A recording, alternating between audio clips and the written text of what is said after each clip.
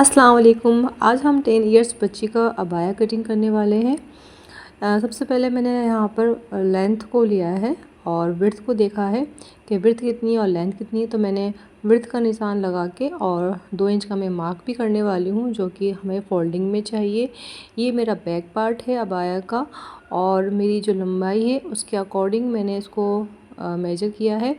और इस बैग के अंदर हम चोली की कटिंग भी करने वाले हैं, चोली को अलग से लगाने वाले हैं। तो चोली को हटा के जो भी मेरा मेजरमेंट होगा लेंथ के अकॉर्डिंग, वो मेरा यहाँ पर पहले मैं इसको कटिंग करूँगी, उसके बाद में बैक पार्ट की भी चोली कटिंग करूँगी।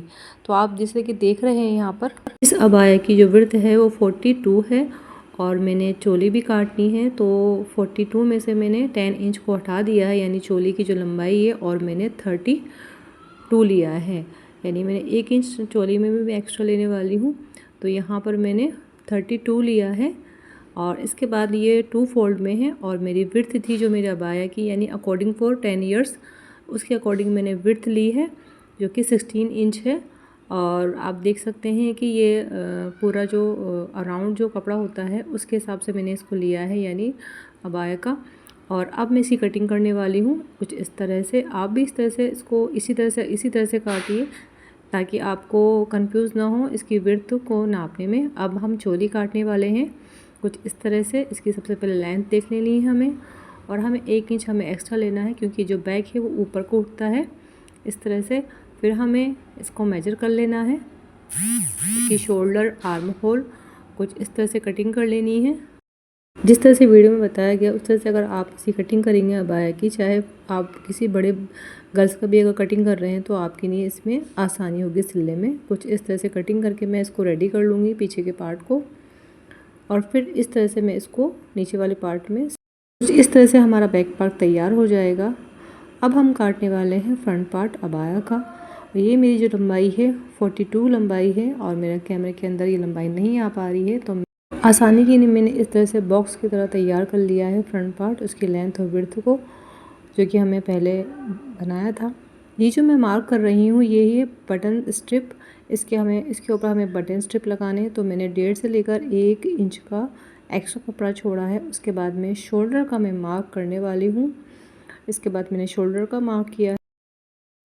इस तरह से आपको जो और मार्क है वो लगा लेना है, यानी आर्म होल और चेस्ट का मार्क भी इस तरह से आपको लगा लेना है।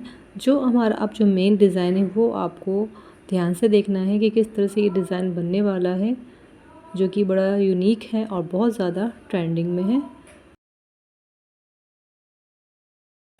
अब जो मैं मार्क लगाने वाली हूँ वो 11 इंच का मार्क है, जो कि हमारा डिज़ाइन है इस अबाया का, स्पेशल डिज़ाइन का, वो हमारा होने वाला है। अब ये मार्क जो मेरे रह गए थे वो भी मैंने पूरे कर लिए हैं। तो इस तरह से आप भी इस तरह से मार्क कीजिएगा। यहाँ पर इस तरह से योग का निशान बना के आपको इस तरह से कटिंग कर लेनी है। और नीचे वाल में पार्ट में आपको यहाँ पर हल्की हल्की सी चुन्नट दे के इस तरह डिज़ाइन बना लेना है कुछ इस तरह से। बहुत ही खूबसूरत बन के आने वाला है ये डिज़ाइन। आप इसको फ्रॉक में भी डाल सकते हैं। इस तरह से मैंने इसको ऊपर वाले अटैच कर लिया हिस्से को कुछ इस तरह से। और अब हमने बैक पार्ट पे इस तरह से हमारा ये जो हमारी पेपर फ्यूजिंग है वो चिपकानी है। ये भी मैंने 1 से 1.25 इंच की लेनी है कुछ इस तरह से। कपड़े पे आपको लगानी, क्योंकि आपको पता है कि मैंने यहाँ पर 1 इंच का कपड़ा एक्स्ट्रा लिया था। इस तरह से आप इसको जब लगाएंगी तो बहुत ही अच्छी फिनिशिंग के साथ ये आपकी बनके तैयार हो जाएगी कुछ इस तरह से। देखिए, एक बार हमें इसको और फोल्ड करना है ताकि यहाँ पर हम बटन पट्टी अच्छे से खूबसूरत सफाई से बन सके हमारी। कुछ इस तरह से ये तैयार होने वाली है हमारी बटन स्ट्रिप।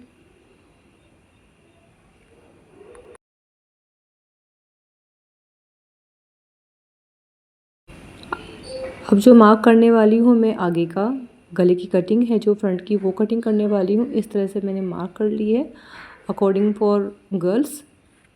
और इस तरह से मेरा अबाया कुछ बन के सिल के तैयार हो गया।